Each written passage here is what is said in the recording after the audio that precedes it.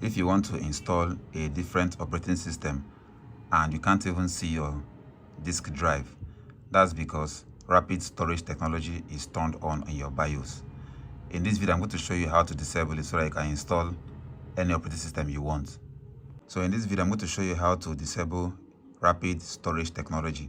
So first of all, you turn your system on and press the escape button. I'm doing this on HP.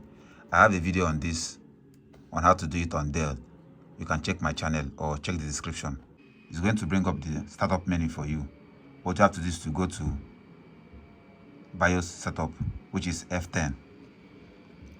Now click on F10 on your keyboard. It will take you to your BIOS.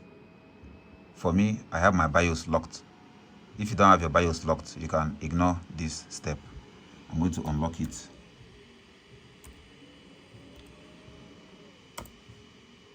And now to disable rapid storage technology, you have to navigate to configurations, scroll down and click on where it says UEFI HII configurations.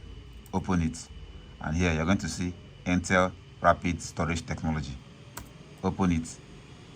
You're going to see your SSD right here. Click on it and you're going to see an option to disable it. Select disable. It's going to ask you, are you sure you want to disable? Just scroll down, select no and select yes.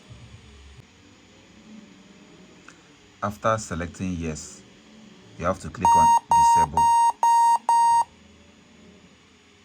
And now when we go back, it should look like this.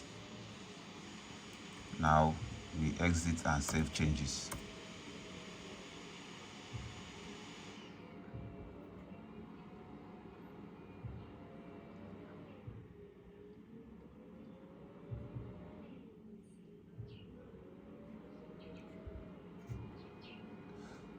Now let's try to boot into Fedora and see if it works.